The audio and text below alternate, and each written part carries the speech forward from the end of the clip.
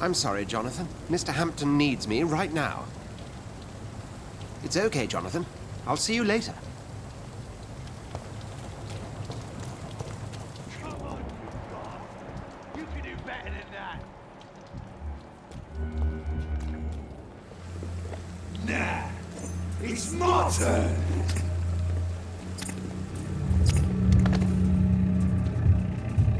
Rotten or pristine, each heart contains the seeds of life. Drink at this river, try it all.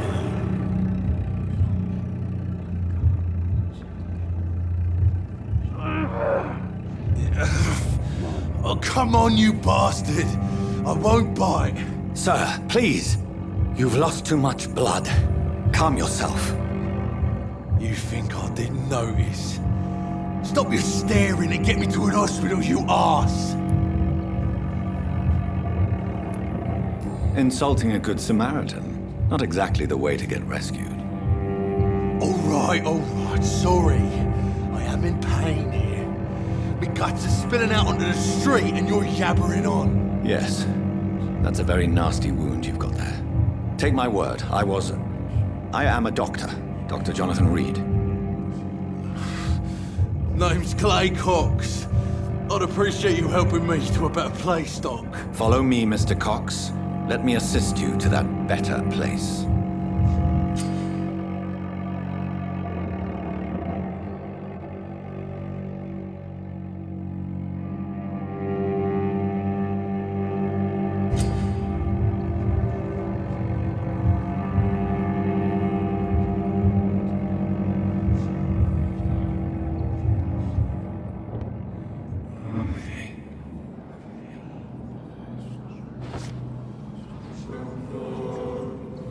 Bring this fading light into the shadows. Dance with him the dance of life and death.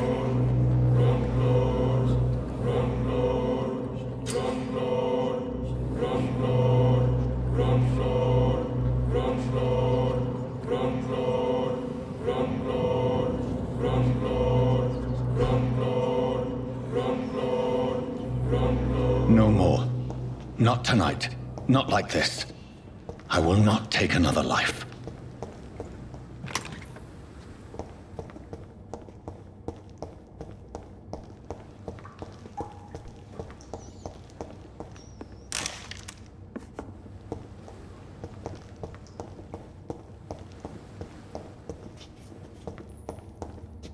Whoa, I feel giddy.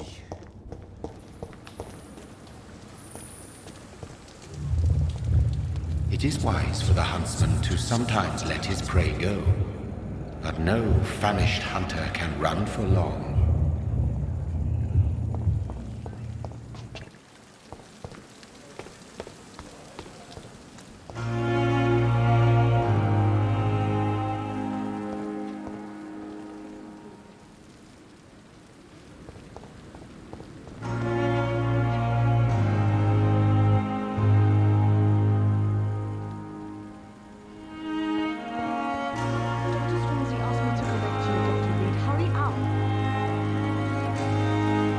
Where have you been? I've little time to play hide-and-seek with new staff members, no matter how illustrious they may be. I found a wounded man by the docks. He answers to the name of Clay Cox. He requires urgent medical attention. Already making the rounds? That's the Pembroke spirit. I'll ask our porter, Milton, to bring him back immediately. Thank you, nurse. What can I do for you? Dr. Swansea insisted we provide you a quiet office. You'll find it on the second floor with your name on the door. Thank you. Nurse Crane, isn't it? Yes, Dorothy Crane. Welcome to Pembroke Hospital, Dr. Reid. Your office has been prepared. I would like to ask a few questions first. And Mr. Hampton, the patient we brought in, how does he fare? I gave him a sedative to help him sleep. Poor thing was in quite a state of shock. What kind of man is Dr. Swansea? Well, you accepted the job from him. I thought you would have known about your employer.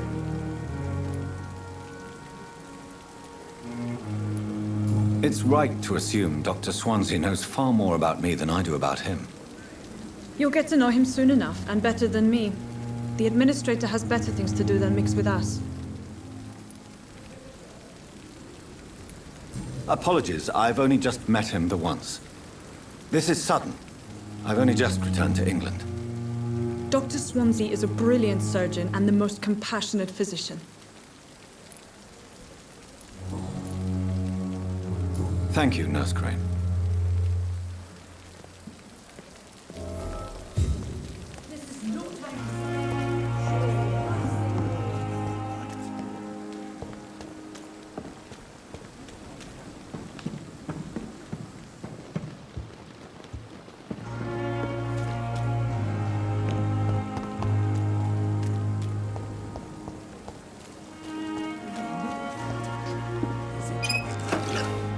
We are horrific liars.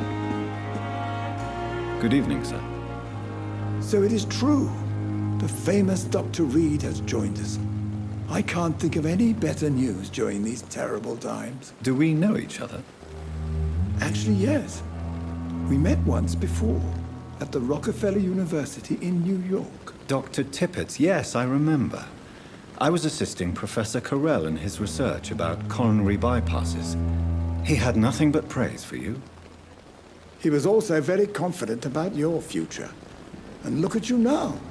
Eminent surgeon and blood transfusion specialist. Goodbye, Dr. Tippets.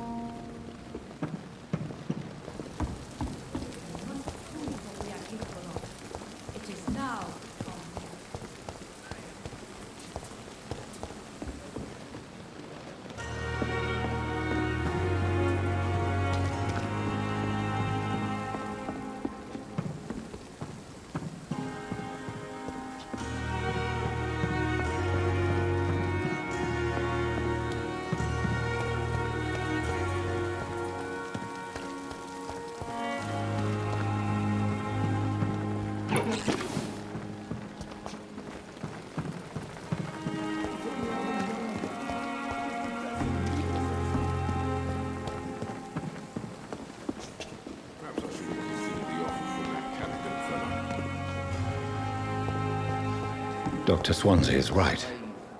This place seems perfect to conduct my research.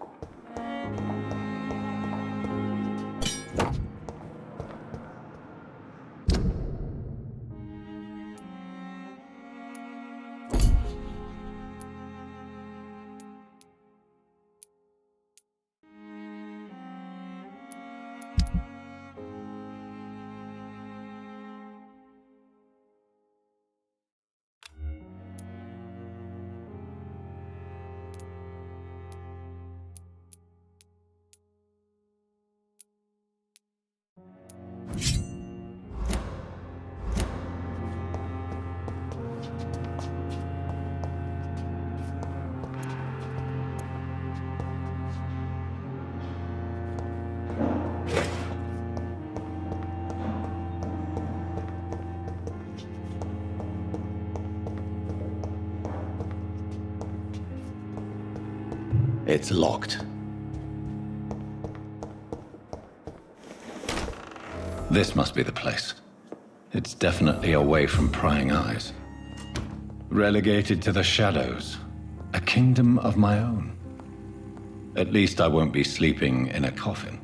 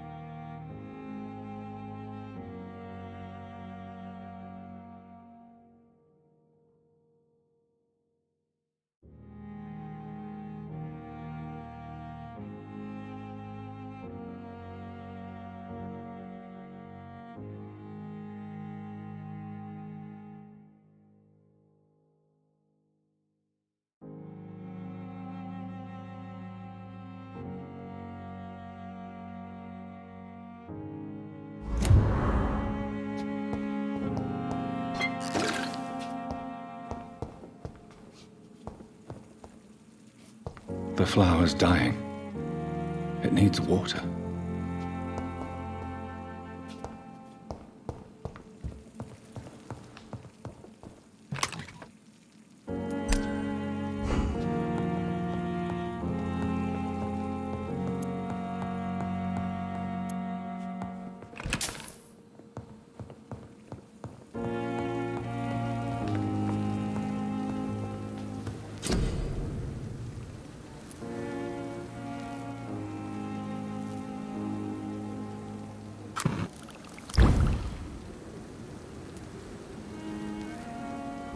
William Bishop's blood is much more unstable than human blood and shows extensive mutation.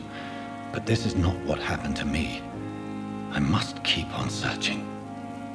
The sun is about to rise. I can feel it. I'll continue tomorrow night. I have so much time now.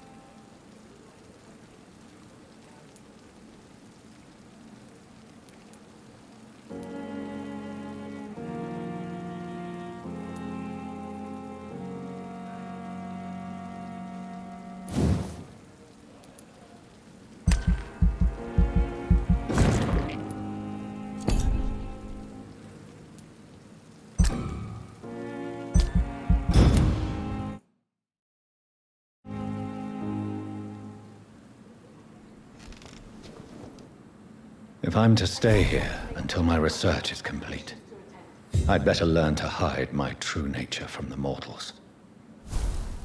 But what about my thirst for blood?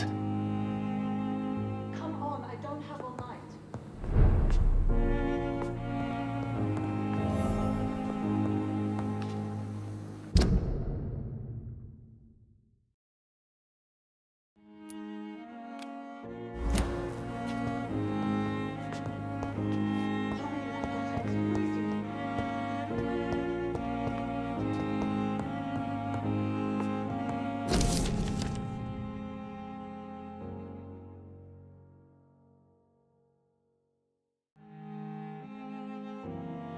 I not want to make wait, Doctor. I've patients to attend.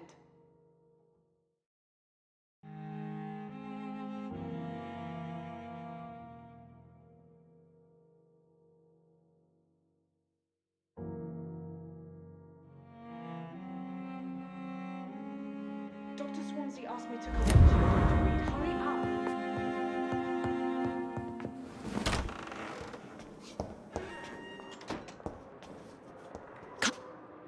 Yes, Nurse Crane? How can I help you? I'm so sorry. I know Dr. Swansea wanted you to rest, but we have somewhat of a crisis. A crisis, you say? Our supply of antiseptics is nearly depleted. I was hoping there was another box up here, but...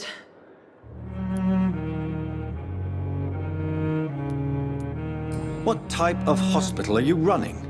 No antiseptics? You have been away too long, Doctor. With the war and now this epidemic, supplies have been running scarce for months now. I may have a solution. In France, during the war, drugs shortage was a daily problem, and we had to use our wits to overcome the shortages. However do you mean? If combined correctly, certain household chemical products can be used in a pinch instead. Now, where's the hospital storeroom? The storeroom? Fat chance. This is the Pembroke, and space is luxury we don't have. Everything used to be stored in the old morgue. Perhaps I should look there first. Where is this morgue? It's the large building behind the hospital. You'll need to go in the back door because it's been sealed off for sanitary reasons. Take this key. It opens a small back entrance at the end of a narrow street. The abandoned morgue behind the hospital. A small door at the end of a narrow street. On my way then. Thank you, nurse.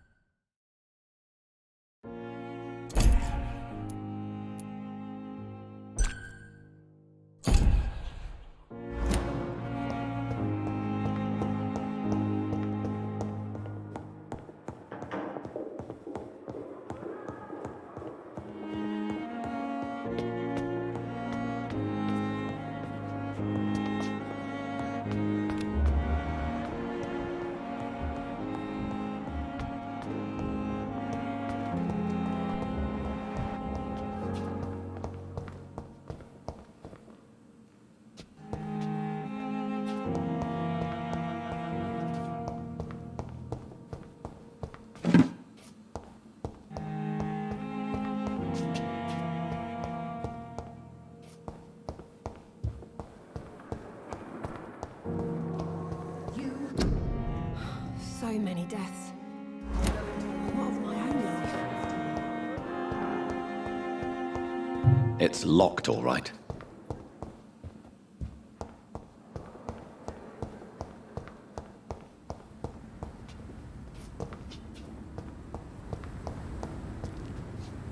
I'm sorry you ended up on my plain and cold medical bench, sir. I understand you must be very angry about this unfair situation. I managed to arrange to have you buried in the same mass grave as your wife.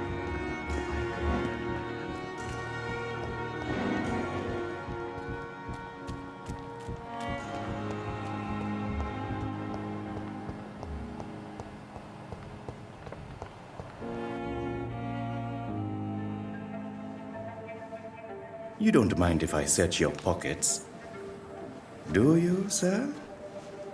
You won't need any of these anyway. I'm not stealing from you, mister. I'm only redistributing your belongings to people who need them more than you. You see, no one has claimed your body, sir, so it would be such a shame to bury you with your valuables. I will not forget you, sir, and I thank you for your generous donation.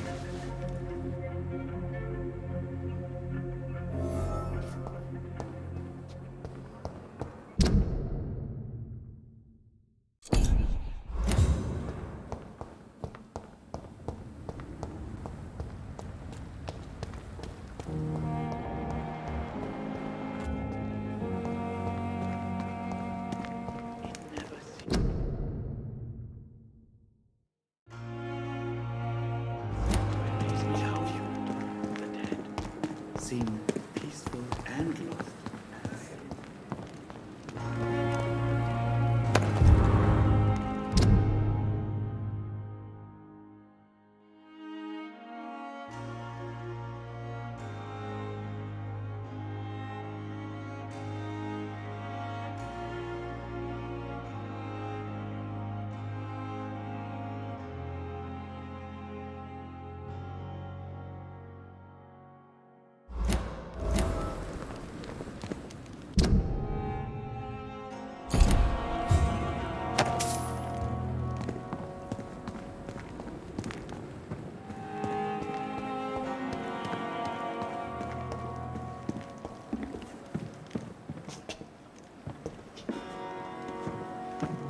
It's locked.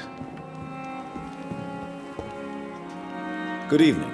I'm Dr. Reid. Always a pleasure to meet a colleague, sir. Especially when he was supposedly dead. A colleague? Are you a doctor too? Not anymore, sir. I used to be Dr. Rakesh Chadana. Now, I'm just Mr. Chadana, pawnbroker and humble guardian of this morgue. What do you mean, you used to be a doctor? Was your license revoked? No, sir. It is just that I like to be precise. I run a little pawn shop while taking care of the dead. But I used to be a real doctor.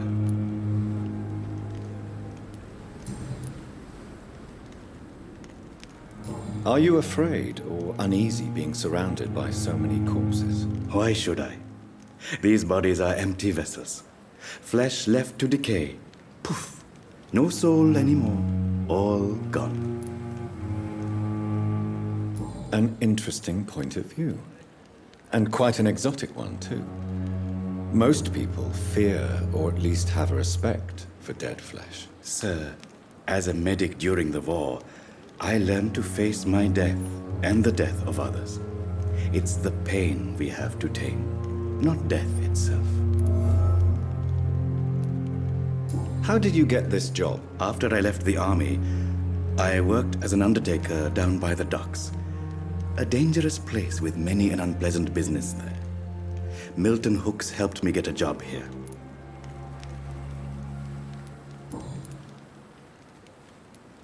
Do you work here alone? Yes, very easy work, sir. All I have to do is watch a few bodies. The situation was very different when the main morgue was still open. Why do you have to watch these bodies? Because these poor fellows have no names. We keep them in case someone comes looking for the missing. Sadly, very rarely happens. Why close the hospital's main morgue? It was for sanitary reasons after the beginning of the epidemic. Cadavers had to be moved to the nearest mass grave. Have we met before? I don't think so, sir. Why? When we first talked, you said you were glad to meet me since I was reported dead. Funny story, sir. Your sister came here a few nights ago. You were missing, and she was looking for your body. She must be very relieved now.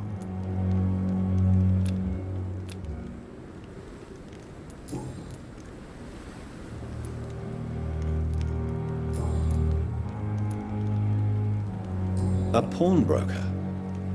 I expect you get all types of people here. Yes, sir.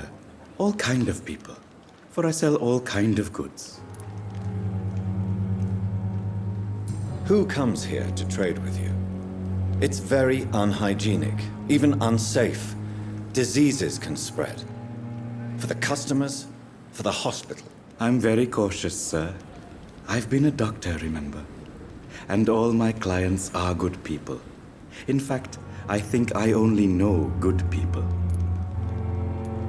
What kind of goods? With the quarantine, it's not always easy to buy things. So I trade, I exchange. Some people sell, some others buy. I like to help. Since you're not afraid of dying, do you believe in life after death, Rakesh? No. I believe we must do all the good we can while alive. For our time is short, and the obstacles are endless. Do you think you would enjoy immortality as a concept? I don't think so. Don't mistake me. I love life, and I'd like to live a long life. But everything has to decay, sir. Even goodwill.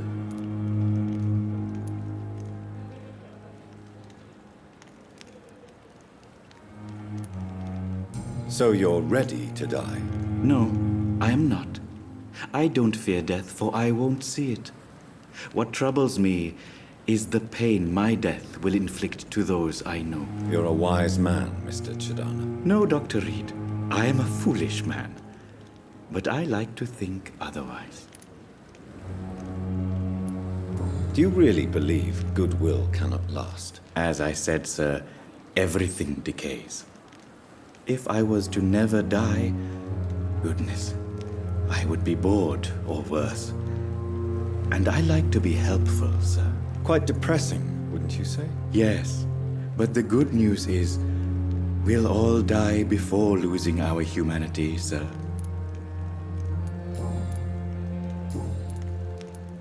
Please show me what you have to sell. Of course. It's just trinkets and curios, really. But I'm sure they can be useful.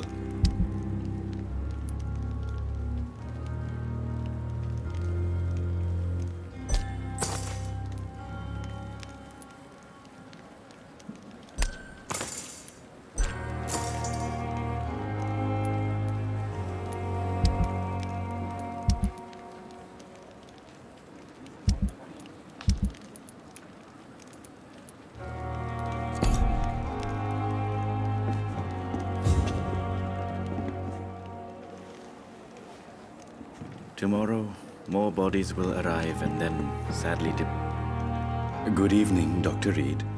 Such a pleasure to see you again. How dare you steal from the dead, Rakesh? Is that what your pawnbrokers is really about? These people are dead, sir. What they possessed could be useful for the living. And I'm sure they would agree if they could speak.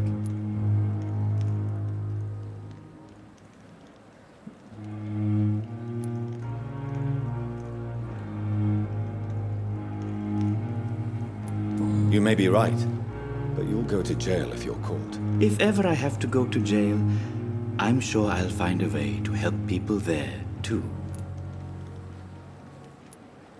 How dare you? These people are dead. You may be right. If ever I have...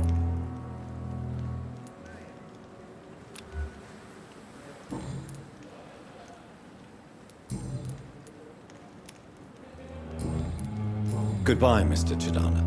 Never ceases to amaze me how you, the dead, seem peaceful and lost.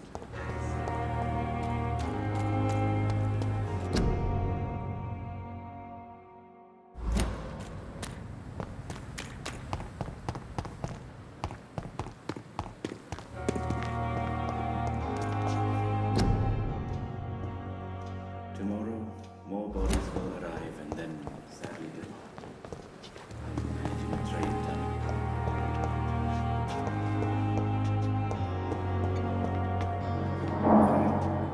Good evening, Doctor. I believe we're going to be working together. Dr. Reid. Dr. Swansea informed us of your arrival, but I could not dare to believe we'd have such good fortune. Such an honor, sir. Thank you. And you are? I am Thoreau Strickland, Dr. Thoreau Strickland. I'm a great admirer of your work, Dr. Reid.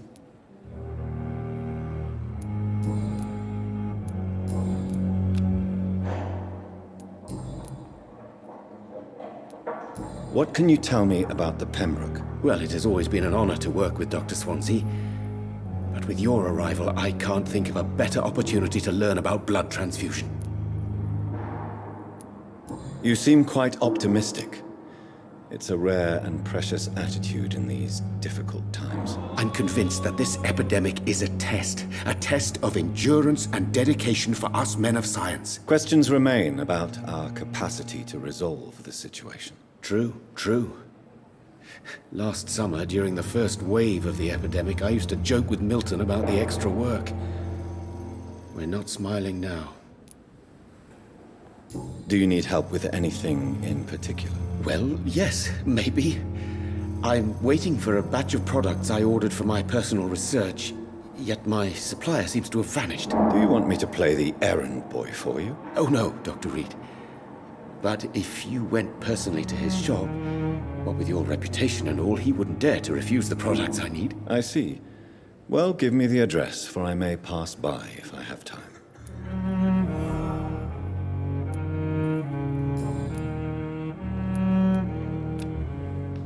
Please, could you tell me something about yourself? I'm a great admirer of your work concerning blood transfusion, Dr. Reid. I run my own experiments. I'm convinced it's the future. What made you choose to be a doctor? I'm not ashamed to admit you and your work have inspired me. I am honored to have the opportunity to work by your side.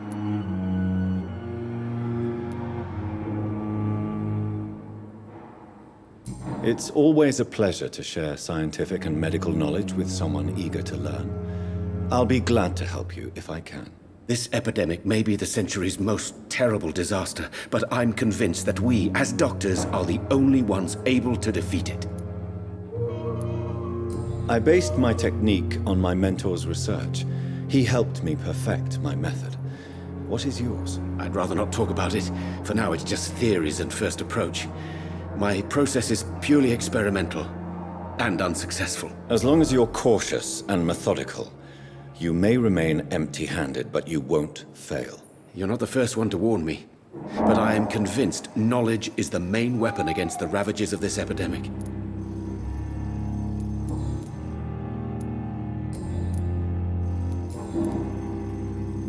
Tell me more about your willingness to experiment with new medical techniques. Harvey Fiddick is a patient suffering from a severe injury that could cripple him if not treated correctly.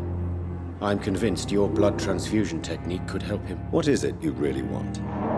To save him, or to prove your point? Fair question. I want nothing but to save my patient, Dr. Reid. Especially since I know Mr. Fiddick's story. Tell me Mr. Fiddick's story. Our first diagnosis was compromised because Mr. Fiddick lied to us about the real origin of his injury. He first claimed it was an accident. But why would he hide such crucial information from us? Because he is a proud father, ashamed of putting his children at risk because of his own negligence. This personal involvement could also appear to be a lack of impartiality. You must know that a good surgeon must remain neutral. I agree. But that does not excuse Dr. Ackroyd's behavior, a man who did not even take time to converse with his patient. Do you think keeping his distance was a mistake? All I know is that I'm taking care of human beings with desires, hopes, and fears. Not some biological machine comprised of blood, bones, and flesh.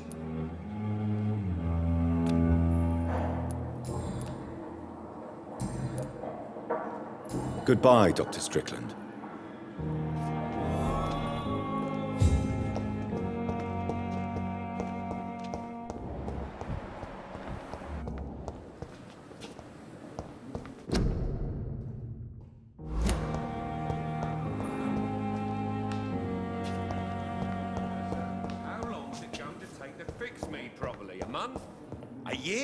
You have the right to disapprove of our methods, and you will kindly apologize when you're feeling better.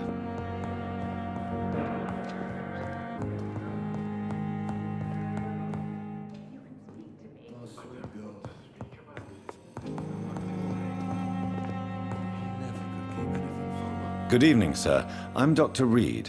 I believe we're going to be colleagues. Reid? Yes, I've been informed about your arrival. I'm Waverly Ackroyd. Welcome aboard, I suppose. Does my arrival inconvenience you in some way, Dr. Ackroyd? Let us just say that I don't particularly share Dr. Swansea's enthusiasm for hiring you. What we need here are reliable professionals, not overrated dabblers.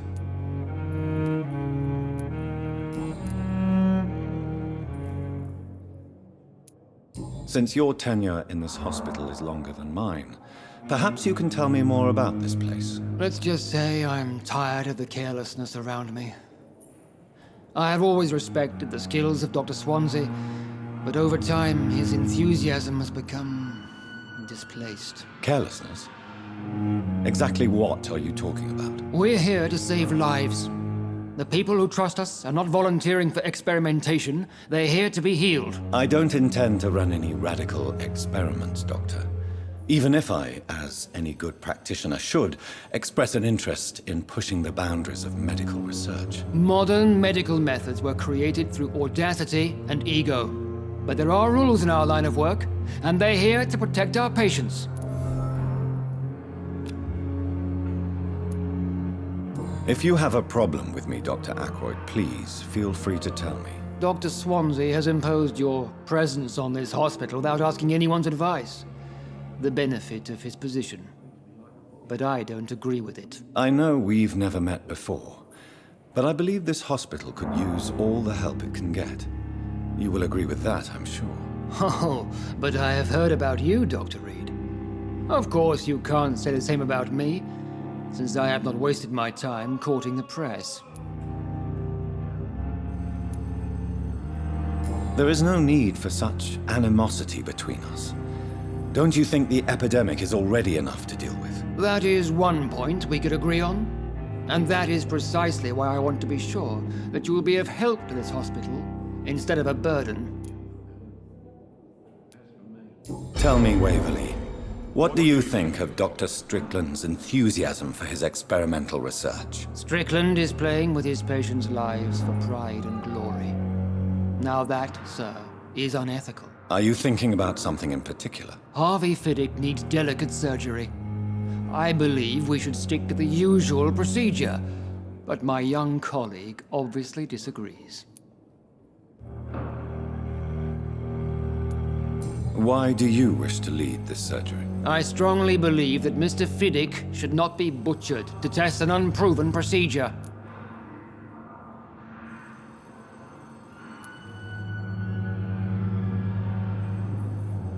I really hope you're right about this, Dr. Ackroyd. I'm trusting your judgment on this. I'm not the kind of man who runs away from his responsibilities, Dr. Reid. There is no need for you to be looking over my shoulder.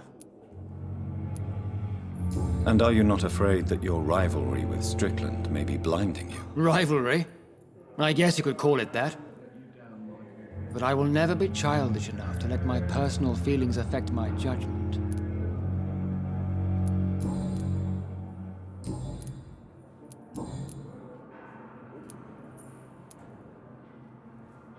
I don't know what you've heard about me, but I have already proved my value as a practitioner. I don't question your skills, Dr. Reid, but your motive. Is it money, fame, or are you truly dedicated? And what exactly is that supposed to mean? I served in the war just like you. But unlike you, I did not use the wounded to play the modern sorcerer. Be careful what you insinuate, Dr. Ackroyd. I only want you to admit you used those men to improve your theories.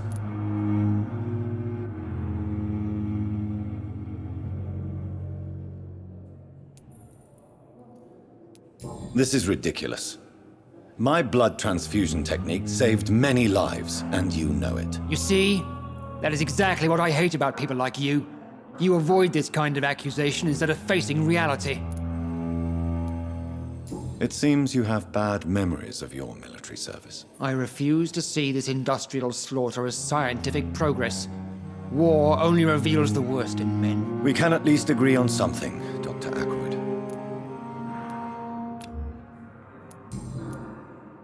Thank you for your time. We'll talk later.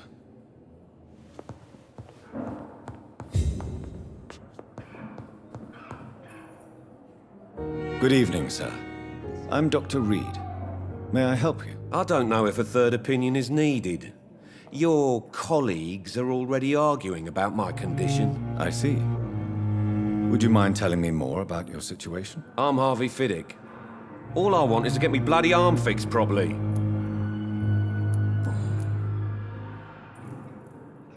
Tell me about yourself, Mr. Fiddick. I'm just a regular guy waiting to get his arm fixed, so I can return to work and to my family. I was more curious about what you were doing before being hospitalized. I'm a carpenter, and a good one too.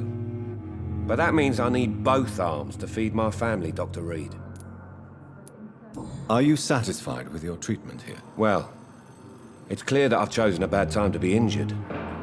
Forgive my bluntness, but you seem overwhelmed by cases of the flu. I won't lie to you about it. I'm afraid we are. Are you sure you don't want to operate yourself, Dr. Reid? I have the feeling you're very capable. And your colleagues seem to think so too. In other circumstances, you would be right. But for now, I don't think I can take on the responsibility. My apologies. Tell me about the doctors who are arguing about your case. Strickland and Ackroyd. They both want the best for me, but there's a lot of pride there. Doctors are no different from carpenters, it seems. What do you mean? I often had professional arguments with rivals on a building site. Difference is, I disagreed about wooden nails, not flesh and bones.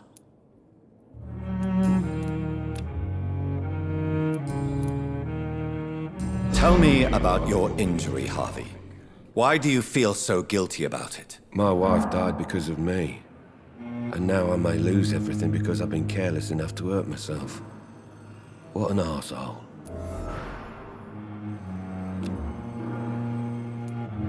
How could your job be responsible for your wife's death? I was working a double. She went out to bring me a hot meal and got caught in a German bomb raid. You can't hold yourself responsible for your injury, Mr. Fiddick, unless you tried to hurt yourself. Of course I didn't hurt myself, but I can't work until my arm is fixed. My children need to eat, Doctor.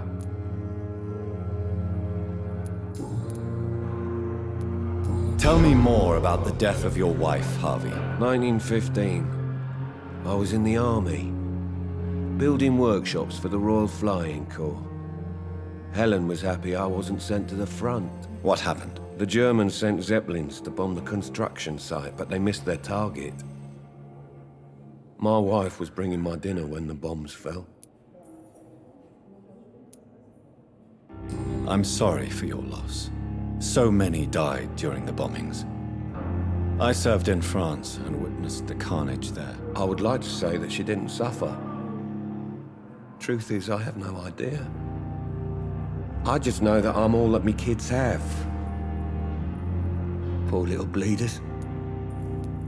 How are your children after losing their mother? They were smaller then. The only good thing about this is my Helen didn't bring them with her that night.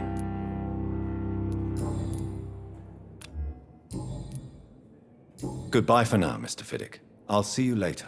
I will not let you down, my boy.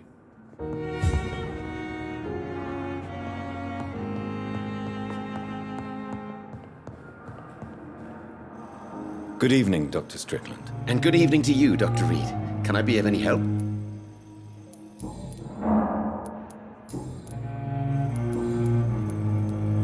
What do you think of Dr. Ackroyd's aversion to modern medical methods? It's a shame he's so narrow-minded. Dr. Swansea taught me that science is about exploring uncharted territory. I'm convinced that's true. With the influenza and all that's going on, you should put your differences aside, don't you think?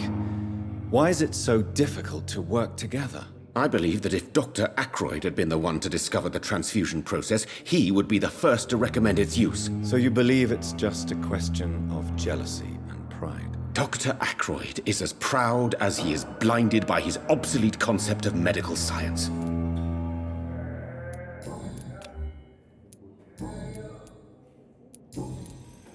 Goodbye, Dr. Strickland. I will not let you down, my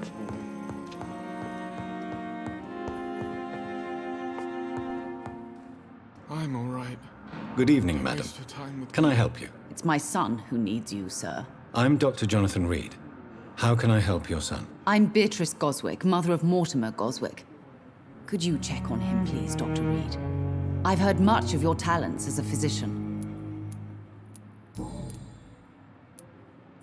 What can you tell me about yourself, Mrs. Goswick? Not much to say.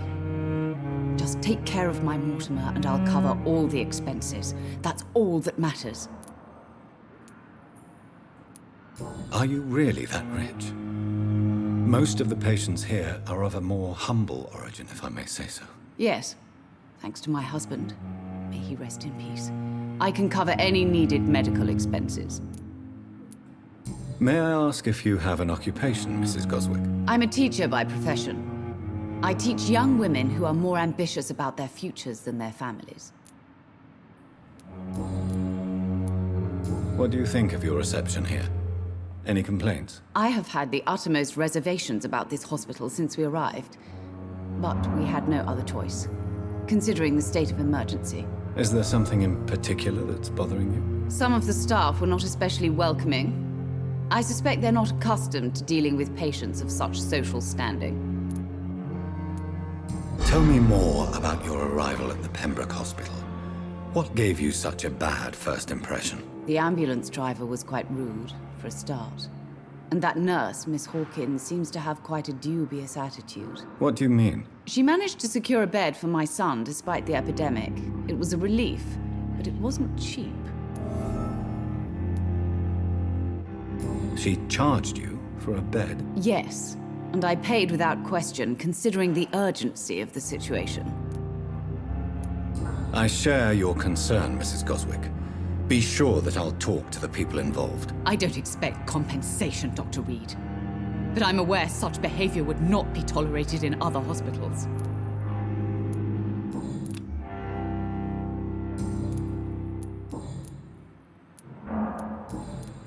Goodbye, Mrs. Goswick.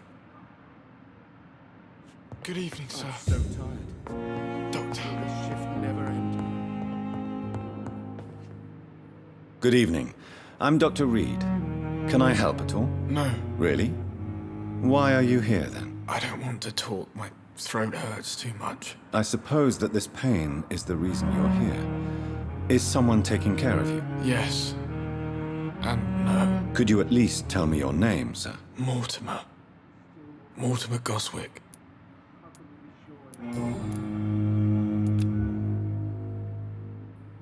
How painful is your throat, Mr. Goswick? So painful I'd rather not talk at all, Doctor.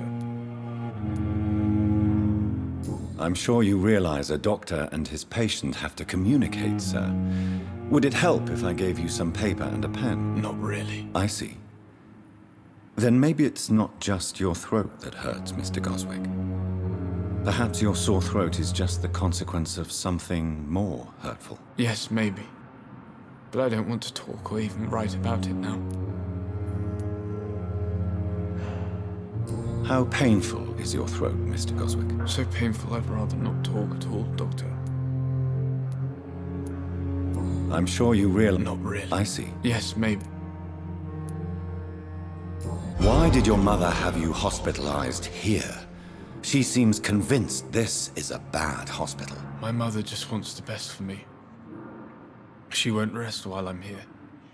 She'd go all the way to hell and back to help me. Pembroke Hospital may look unorthodox, but rest assured you're in good hands here. It's not me you have to convince, Dr. Reid. It's my mother. Is your mother bothering you? As your doctor, I can ask her to leave you alone if you would prefer. That's tempting, Doctor. But you have no idea what my mother is capable of. She would tie herself to my bed if you asked her to leave.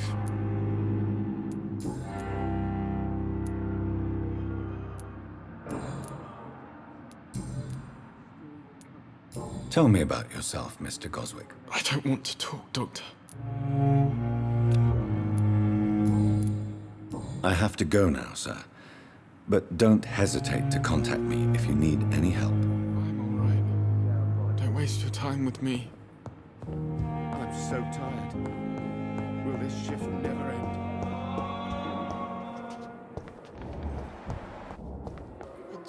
Yes, Doctor?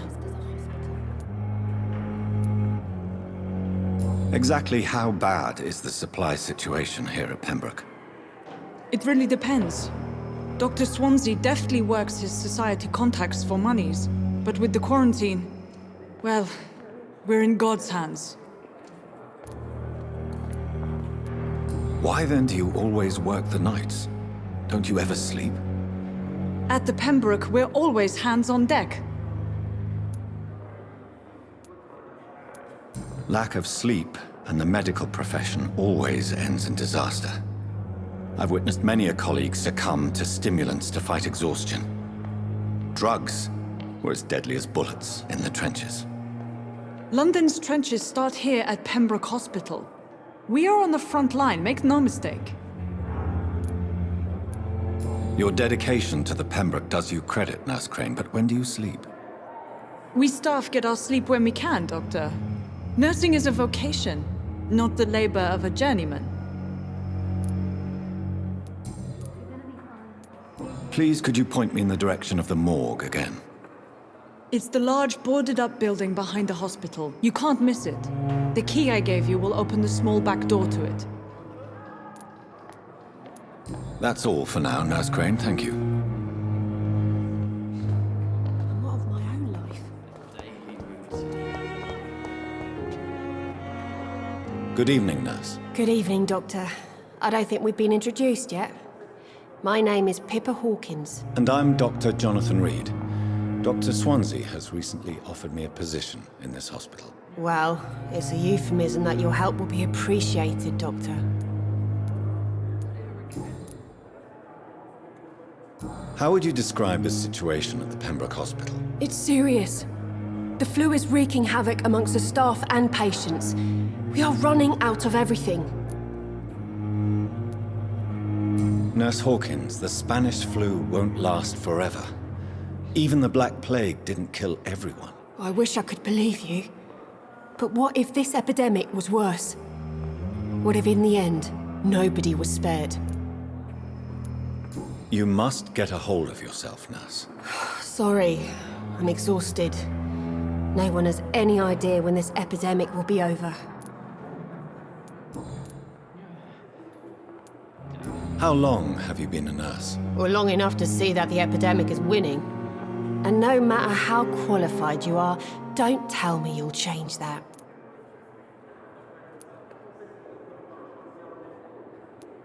You'd be surprised what dedication can achieve, Nurse Hawkins. In medicine, sometimes we're just a test result away from a miracle. Sorry, Doctor. I don't want to sound bitter, but I'm just too tired to give a pep talk like Nurse Branagan. How is the Pembroke staff coping with the epidemic? Well, not well. Milton, the ambulance driver, is even more grumpy than usual, especially concerning doctors. Why is Milton grumpy on a daily basis? Is it just an act? Milton's not the kind of man who's bothered about a bad reputation, whether he deserved it or not. Why does Milton dislike doctors? I don't know. Just ask him. But be warned, Milton is not the chatty type.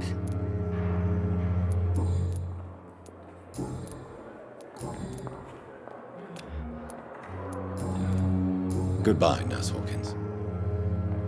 See you again.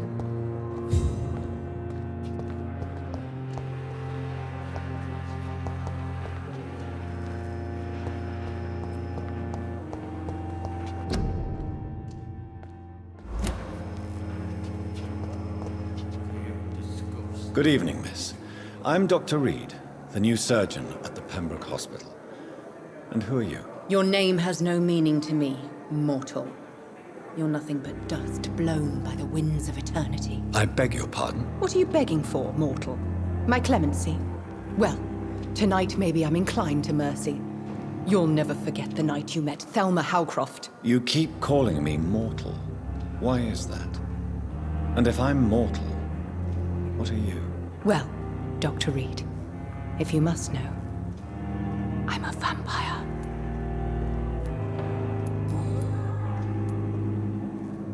And why do you believe you're a vampire? I don't need to believe anything. It is what I am. It is what I feel within this hollow shell of flesh. Please, describe to me how you feel. What is it like to be a vampire? I can hear my body crumble from the inside as my flesh cracks and fades. I sense the last pulse of postulant blood within my drying veins. I need new blood. I see. Have you ever heard of Cotard's syndrome, Miss Howcroft? Never. It's a mental illness discovered by a French neurologist named Jules Cotard. The affected patients are delusional. They believe that they are putrefying, that they are dead, a ghost or a ghoul, or in your case, a vampire. Delusional, you say? Oh, sad and petty mortal. You can't even begin to understand the concept of immortality. And you think it is I who am delusional. I'm assuming you must be a patient here. Am I right, Miss Howcroft? It's only a cover. To hide from my enemies. I can leave whenever I want. As a woman, a spirit, fog, or bat. Who are these enemies you mentioned? Can you describe them? I cannot say for sure. But I sense their eyes on me from nearby. I feel them watching me every time I visit the garden near the morgue. The staff here are not your enemy. They're here to help you, to care for you. I'm not speaking of the doctors in white. I'm speaking of the men and women who hunt me. For I am a vampire. I see. Don't worry. These people will not find you here. I'll personally make sure they leave you alone. Thank you, mortal, but do not interfere with them, for you are no match for those that hunt me.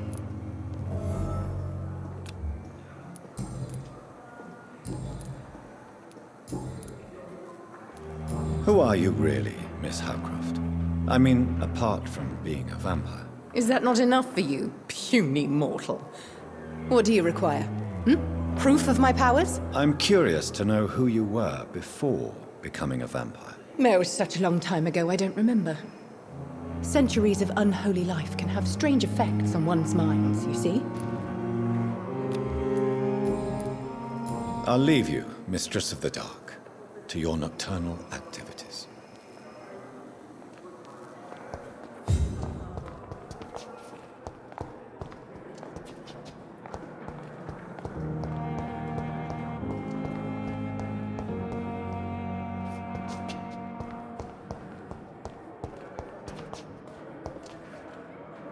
Good evening, sir. Can I help you? Unless you're here to fix my face. No. I don't think you can help me. I'm Dr. Reid. I've recently taken the position of head surgeon here. War injuries, am I right? You guessed right, Doctor. German shell took my pretty little mug right off. But they still call me Thomas Elwood. How is your stay with us, Mr. Elwood? Oh, it's bliss. I just escaped death in the trenches to be surrounded again by the moans of the dying. Can I ask you precisely why you're a patient here? It's the pain, sir. The drugs don't work. It just hurts under the scars, if you get my drift. Can I do anything for your pain? Nurses gave me a bunch of pills. No effect. Told you. It's like the flames are under my skin, burning away. Who is treating you? Is someone in particular looking after your case? Nobody since the old and tired doctor spoke to me. Started to think I was forgotten about. Wouldn't blame you. You don't seem worried by that. My face hurts so much more when I smile or cry. I've learned it's easier not to speak. But be assured I'm smiling inside. Why do you feel responsible for the injury, Thomas? What really happened? I wasn't disfigured by any German shells. It happened during my leave. It was an accident. Why lie about it? Come on. It's one thing to come back disfigured by the Germans. And it's another to get injured in an accident that could have happened to anybody.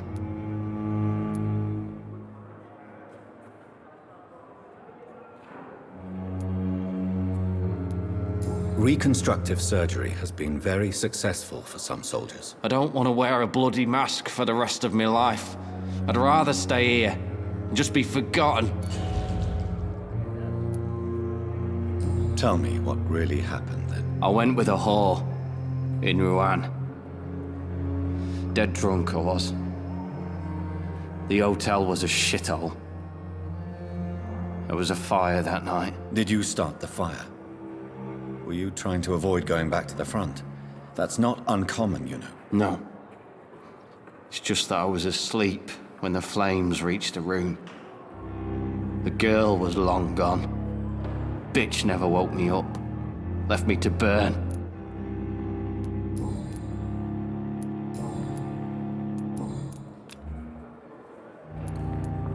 Where were you stationed, sir? Did you serve for long? I really don't want to talk about all this shit. No offense. I was pushing too much. I served in France myself. I just wanted to know what happened to you. You were an officer, weren't you? Then I doubt we fought the same war, sir. No offense. How close are you to Miss Hawcroft? Are you aware that she thinks she is a vampire? To wait for her next nibble is the best reason to stay here. Every time she approaches my bed, she treats me like something tasty. A normal person. Aren't you afraid? She may hurt you if the game goes too far. She's quite harmless, I can assure you. Her head's broken inside is all. while I'm busted on the outside. But she's still beautiful. Living proof that there's hope for me. So do you let her bite you? You know that's not sanitary. And why not? She's only supping a few drops of me blood. And the pain, it's real for once. She could decide to bite less willing patients. Then it's another good reason for me to stay here, Doctor. You do realize she's mentally disturbed. It's called the Cotard syndrome. She truly believes she's a vampire. In her madness, she never refers to my scars. And frankly, if I could, I'd join her world. It seems much more fun than the real one.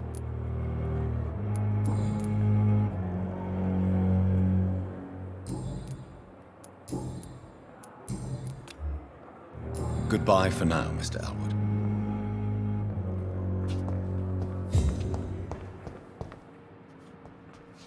Good evening, Mr. Hampton. How do you feel? Dr. Reid, is it? Oh, sir, I must apologize for my behavior. What do you mean? I was not myself in the factory. Fear and exhaustion made me say awful things to you, I'm afraid. You remained perfectly nice and polite. A little delirious, perhaps. But who wouldn't be after enduring an abduction? Thank you, Doctor. That's a relief. Now all I need to do is rest and return to my flock.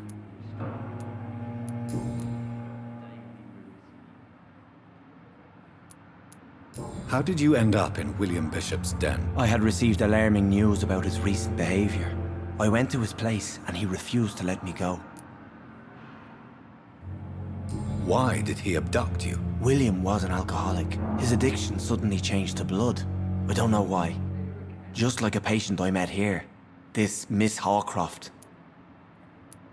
You dared to enter this awful place alone. You're a hero, Mr. Hampton. Or a fool.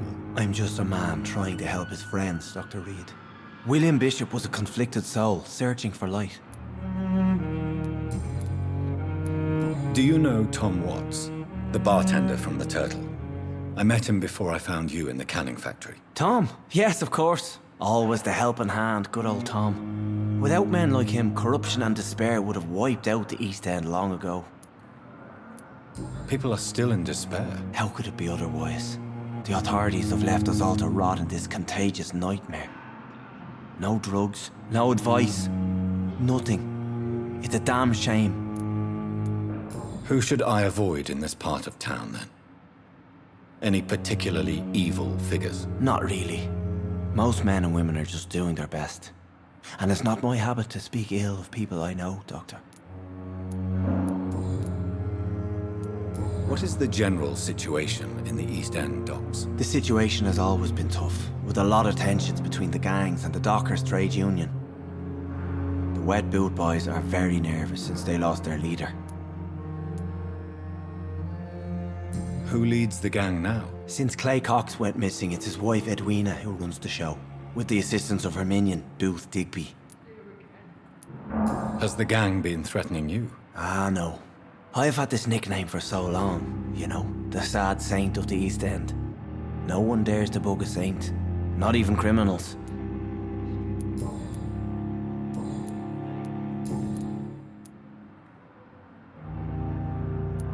How do you feel, Mr. Hampton? Medically speaking, I mean. I feel exhausted. Beyond exhaustion, actually. William drank so much of my blood in his madness. I feel empty. You're in good hands here. Dr. Swansea is well versed in blood transfusion, and I'm sure he'll take the best care of you. Thank you, sir. I believe all I need is rest. And then I can go back to the people who need me. What do you do for a living, Mr. Hampton? I can't help but notice the cross around your neck. I manage a night asylum for the poor and homeless of the docks. And I try to guide the lost and hesitant on the right path to our Lord. Are you a priest, Mr. Hampton? A deacon, maybe? Not at all, Doctor. I'm just a man of faith willing to preach the good word.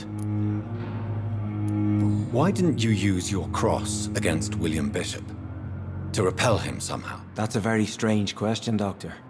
A cross is no magical token, if that's what you were trying to say. Not mine, anyway. Have you made friends since you arrived? Not really, but I recognize Miss Harriet Jones. I knew her when she lived by the docks. That poor woman had such a miserable life. You never came to see her here at Pembroke? Receiving visits when sick can be an important part of the healing process, you know. We're not just bodies. You're preaching to the converted now, Doctor. To be truly honest, I thought she was dead. She left the docks many months ago. Goodbye, Mr. Hampton. We'll talk again later. On every street corner.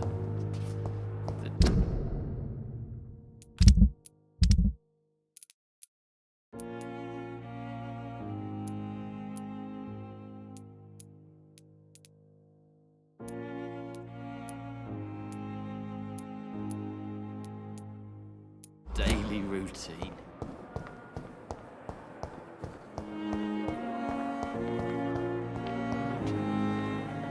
Good evening, Miss Howcroft. How are you tonight? I need blood, Doctor. Warm, rich, vibrant blood. Tell me, Thelma, why do you feel so attached to Mr. Elwood? Why him? I'm not sure, Doctor. I think we have a bond of some sort. We've both suffered so much. He's the only mortal I find interesting. Do you plan to make him a vampire too? Of course not. How could I inflict my curse on anybody else? I'm not that cruel, Doctor. Would you say you and Mr. Elwood are romantically involved? No. No, Thomas is a delicate soul. Even though he disguises it. But I am not the woman he needs. No, for I am a vampire, Doctor.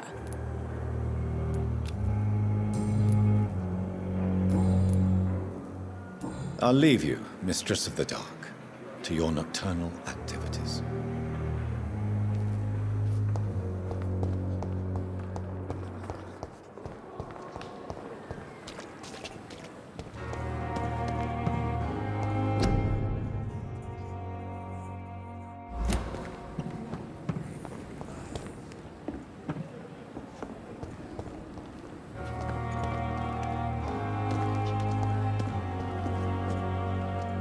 Good evening, Dr. Tippets. Dr. Reid, any good news to share? What is the Pembroke Hospital situation? And please, speak freely. This hospital is not exactly the best of London. I'm sure you are used to working in a better environment. It's more than enough. In any case, the personnel of a hospital are much more important to me than the building. Don't be misled by appearances, Dr. Reid. This hospital does not lack talented people. It just lacks hope. What can you tell me about the staff in the hospital? Some are really good, and others are not so good. But during this troubled period, there is no time for slander. I prefer to focus on the positive character traits. Tell me more about cherished people, then. Nurse Branagan is a pearl. She is the most helpful and dedicated nurse I've ever worked with. A clever and cheerful woman. You really seem to admire her skills. I'll go even further. If she was a man, she would be a damn fine practitioner. Any opinion about the management? I don't always agree with Dr. Swansea's reserve, but I must admit he does all he can to keep this facility running during this crisis. Ah, yes, the burden of command. I was fed up with this concept while serving as a medical officer. Don't get me wrong. Swansea's a good administrator. I just wish he would get out of his office now and again.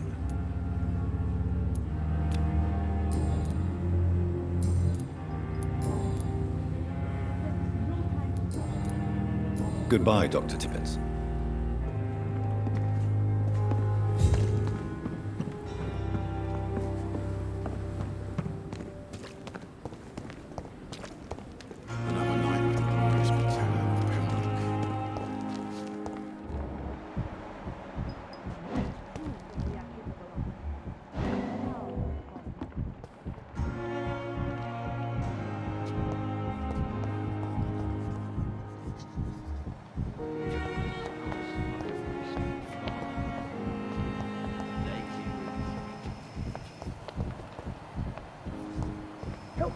me!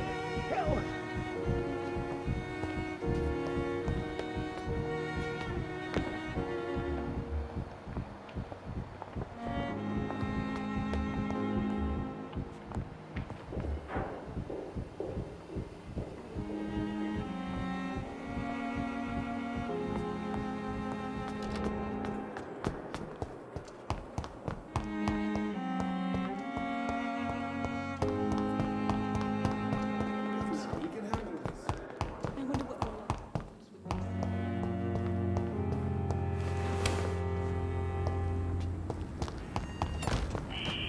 Skal voices in the garden. I should investigate.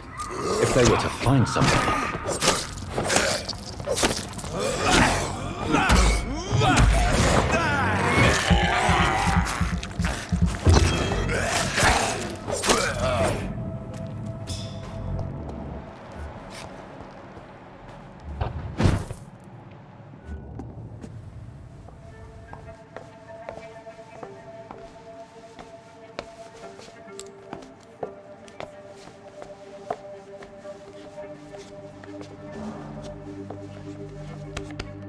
Damn it!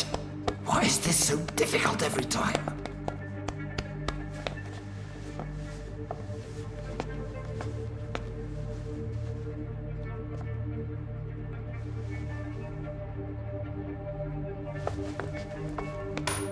That is better. That is better. I will make it through one more night.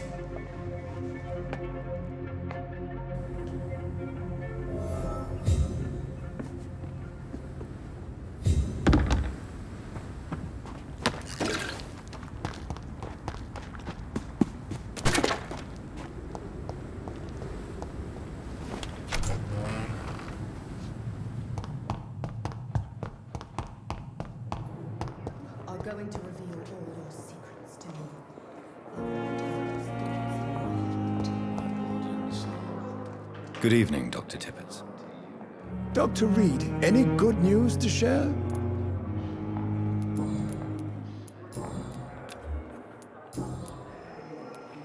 I know you're taking drugs, Corcoran. Why take such a risk? I need it to endure the long shifts. We have no idea how long the epidemic will last. We can't let it win.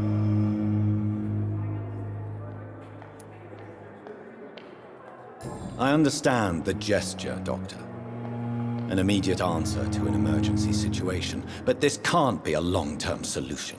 Thank you for your understanding, my dear colleague. And be assured, I have total control of my consumption.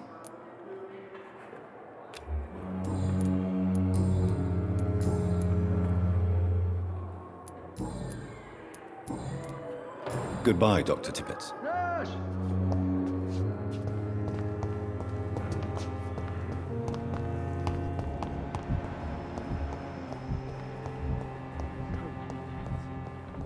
Still more coming. How can we be sure we're making it?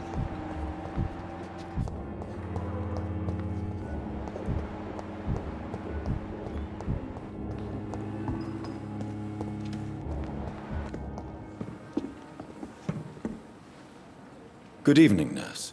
I'm Dr. Jonathan Reid, the new surgeon here at the Pembroke. Dr. Swansea has already told us about you, sir. I'm Nurse Gwyneth Branagan. Welcome to the Pembroke Hospital. Did he really? It's a good thing I wasn't hoping to keep a low profile. All members of staff have already read about your new blood transfusion technique. Dr. Swansea made sure of that. I see. Well, I'm a little surprised, but I suppose I'll just have to deal with this unexpected notoriety. You must know, blood transfusions are Dr. Swansea's primary subject of research. He is convinced it is the future.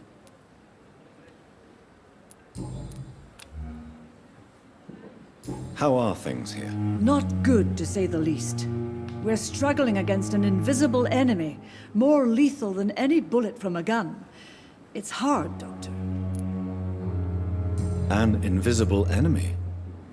Quite a poetic term for a disease, especially from a nurse. Sorry, Doctor.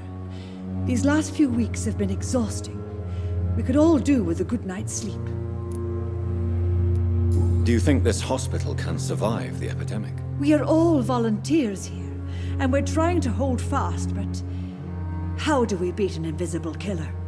Some nurses have already resigned. I'm not familiar with all the staff yet. Perhaps you could help me. Brilliant professionals, most of them. Dr. Swansea has a gift for recruiting talent. Most of them. Is there a problem I should know about, nurse? It would be inappropriate for me to speak ill of a colleague. Is there anyone that stands out? Well, I have never met someone as dedicated as Dr. Tippets. He should be a standard for us all here. If only he were younger. Why should his age be a problem? I guess it's fair to say he's always pushing himself to the limits. He just doesn't know when to stop and get some rest. Nurse Branagan, if you do know something, please tell me. Anything you say will be held in confidence. No. I may disagree with some conduct, but in the end, everybody is doing their best.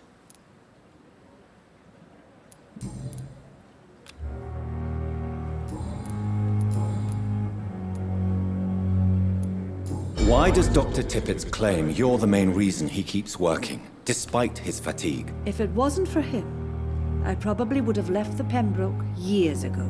Dr. Tippets does not think of you as just a nurse anymore, does he? If you're suggesting he's not taking my gender into consideration when it comes to medical practice and knowledge, I really hope he doesn't. Tell me, nurse, did you know Dr. Tippets was addicted to medication? I suspected this behavior for some time, but never dared to ask him about it, until the day he confessed to me. Why would he confess to you about his addiction, Nurse Branagan? Don't you know you doctors can't hide anything from a nurse?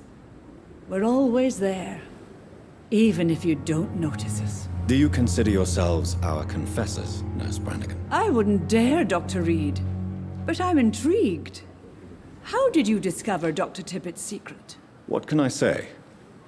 I seem to have a knack for discovering secrets. And for hiding them as well. Do you approve of his addiction? Of course I don't approve. But I understand he needs it to fight the exhaustion. Let's hope he'll stop injecting himself once the epidemic is over. And what if he doesn't? Then we'll have to convince him to stop. I believe he's still in control of his addiction, for now, but we must remain vigilant.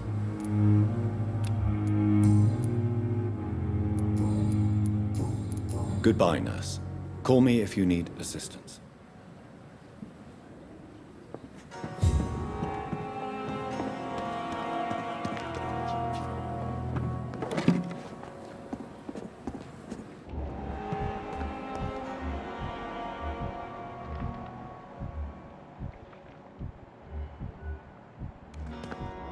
It's safer here than anywhere else in the East. Good evening, sir. I'm Dr. Jonathan Reid. I'm new here. I've already heard about you, Dr. Reid. I'm Milton Hooks, the ambulance driver for this shithole of a hospital. That's quite a blunt introduction, Mr. Hooks. You can call me Milton. I like to speak my mind, Dr. Reid. Perk of the job. Don't judge me, and I won't judge you. I'm not sure I understand what you're talking about. Well, I'm no doctor, but I'm pretty sure a gun can't be used as a surgical instrument. You have a keen eye. I learned to shoot during the war, and have carried one ever since.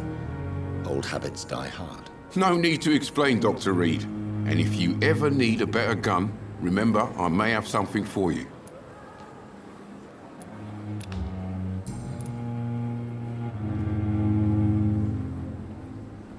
How is the situation around here? You want to hear the situation is all right? It's fucking awful. We lack everything, and it's getting worse every day. So what do you do exactly in this hospital? Apart from smuggling guns, I mean. I've been an ambulance driver since... too long, I guess. I bring sick people here night and day.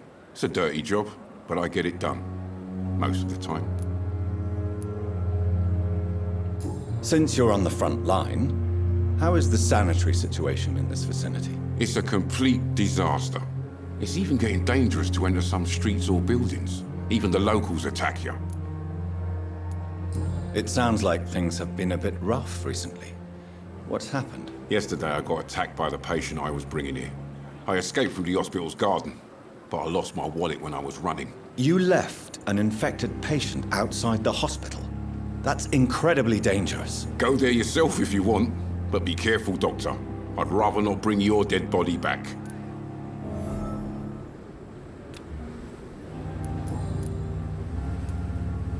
Are you really smuggling weapons through the hospital? And why not? I've already been attacked by patients, you know. And by gang members willing to steal my money. But you're not defending yourself. You're selling guns to civilians. You keep people alive your own way, Doctor. I offer them another way to protect their health.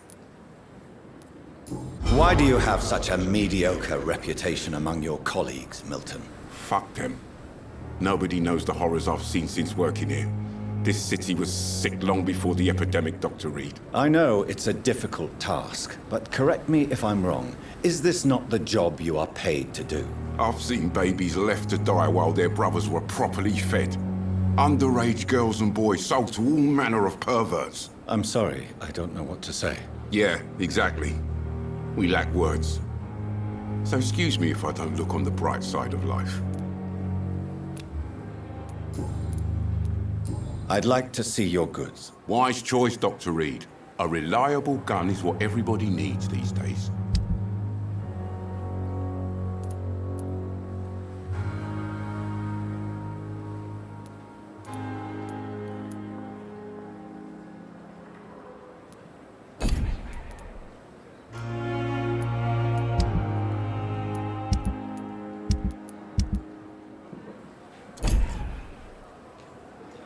Good evening, Milton. Good evening, Doctor. Tell me why you're extorting money from some of the patients here. If a patient wants a bed, he'll have to pay me a little fee. That's all. Where did you get the idea for such an immoral scam? Funny you should ask. The first time it was from a patient who bribed me to get a bed. It's only then I realized I could make a fortune.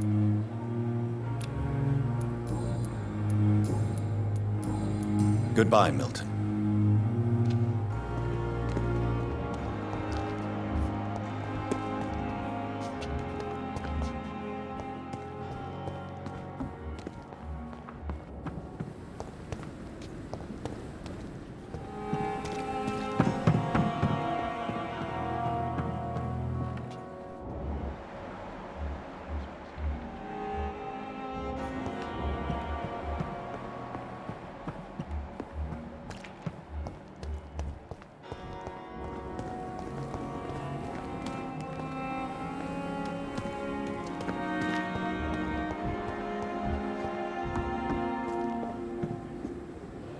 Good evening, Doctor. Dr. Reid.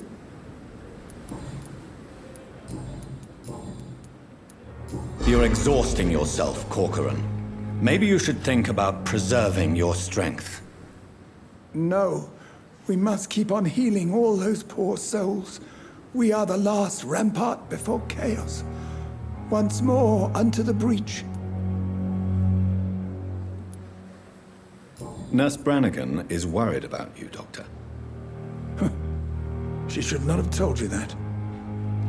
I will have a word with her. You don't have to blame her for her honesty. I'm not that kind of man, my dear Jonathan.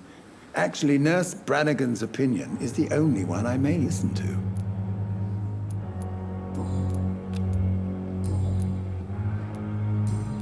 Do you need any medical assistance yourself, Doctor? Come on, don't be ridiculous, dear colleague. Goodbye, Dr. Tippets.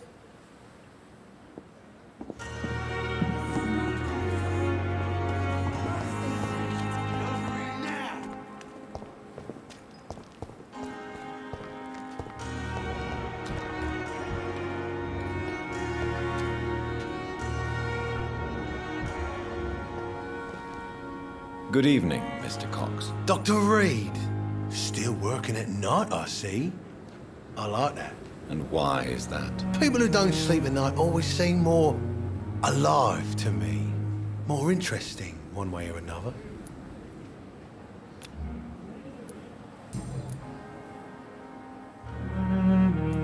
How is your hospitalization going, Mr. Cox? This is a shitty place with shitty staff. As long as I'm treated all right, I'll be fine. What's wrong with the hospital? Come on, Dr. Reid. The place is a dump. Smelly, sad, and dirty. But you're alive thanks to the efforts and dedication of the staff here, aren't you? What are you expecting, a medal? I thought that saving lives was just part of the job. Must be an unsatisfactory profession at this time, I'm sure. What's wrong with the Pembroke staff? That bastard you sent to bring me here, Milton. I thought he was going to break all my bones before I reached my bed. I see. Any other smart comments? The nurses aren't too ugly. Especially that foxy one, Nurse Crane. Pretty brunette, tough attitude, all like that.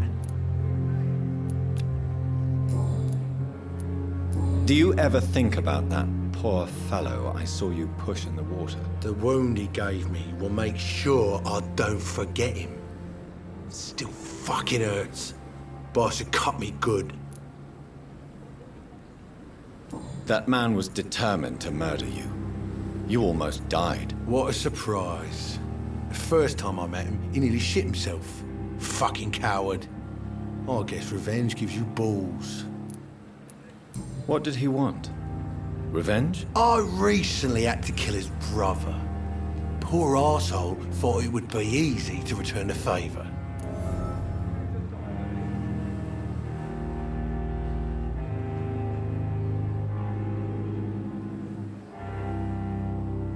Only the strongest survive, then? Survival at all costs. Is that all you think about? I'm the toughest bastard you'll ever meet, Dr. Reid. And I don't give a fuck what you think of me.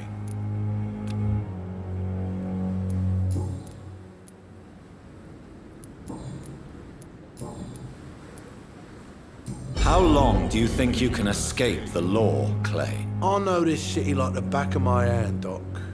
I know its streets, who to pay, who to avoid, and who to bully. I won't get caught.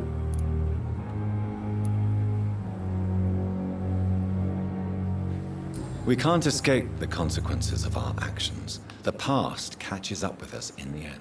I ain't afraid of death. I don't hide who I am. I live my life honestly, which is more than I can say for most folks. And who are you, then? I'm the leader of the Wet Boot Boys. One day, I'll leave this shitty place and punch in the face all who thought I would not come back.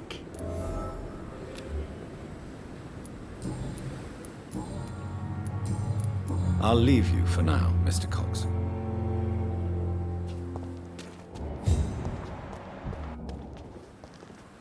Please, sir. I need help bad. What's going on? I'm Blight, sir. Newton Blight. I've lost my mate. Can't find him anywhere. I'm Dr. Jonathan Reid from the Pembroke Hospital. Please, calm down and give me more details. Oswald and myself were both infantry, sir. We were en route for the hospital, but... well, we had a disagreement. And Oswald ran off towards the canal. How long have you been searching for him? I can't go there. Too many rats by the water. Fucking rats. Can't stand them since the war, sir. Can't stand them at all. Don't be ashamed, Mr. Blight. Many soldiers who survived the trenches suffer from musophobia. I'll see what I can do for your friend. This is a dangerous part of town.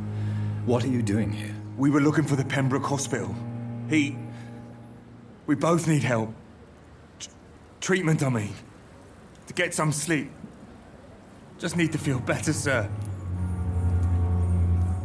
What can you tell me about yourself? I'm Oswald's best friend. We served in the same regiment, sir. We've taken care of each other since we came back from the front. What can you tell me about your friend? His name is Oswald Thatcher. We survived the war together. Oswald is... nervous and quite fragile since we came back from the war. Where was your friend the last time you saw him? He went down by the canal. He didn't want to go to the hospital. I think he went to the sewers on purpose. So I couldn't go after him. I have all the information I need for now. If I find anything out about your friend, I'll let you know as soon as I can. Thank you, Dr. Reid.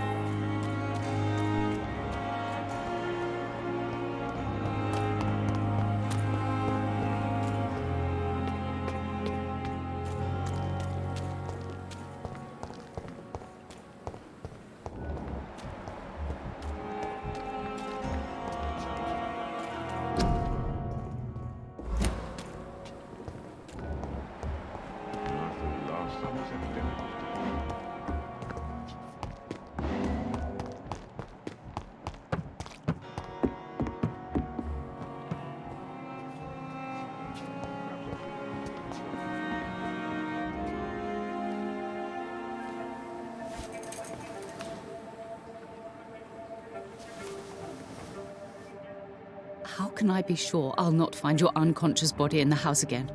I promise you, you'll not find my unconscious body. For God's sake, how can you say such a thing? How can you refuse to listen? I tried to warn you for so long. No, I won't let my only son die. You promised me you'll stay alive. Your son lied to you, like the whole world lies to us.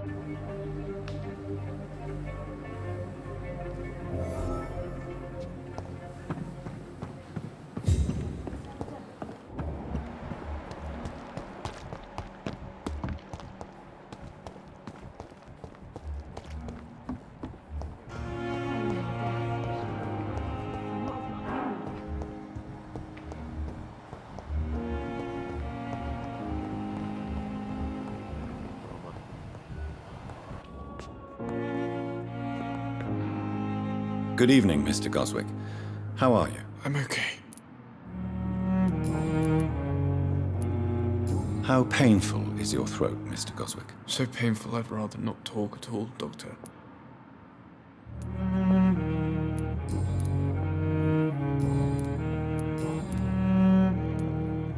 Admit it, Mortimer. Your mother had you hospitalized here because you tried to kill yourself. Yes, it's true. All right, then.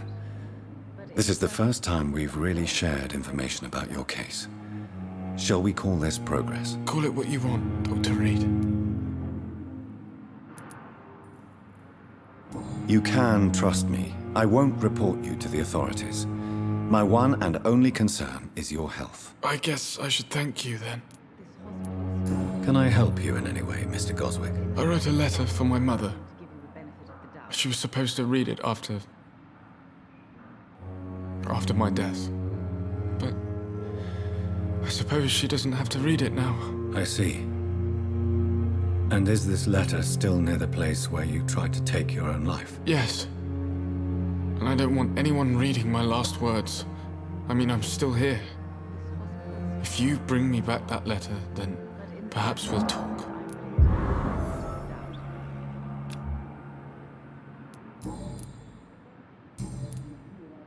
I have to go now, sir. But don't hesitate to contact me if you need any help. Good evening, sir. Doctor.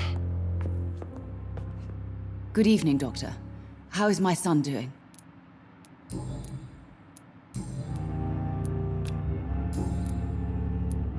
Your son wished to die, Beatrice. Why did you hide such crucial information? Are you not aware suicide is a crime? Mortimer could be thrown in jail. I can't let that happen. I won't. I understand you fear the legal consequences, Mrs. Goswick. But don't you realize your silence significantly affects your son's case? All my son needs is help and comprehension, not judgment and punishment for what he may or may not have done.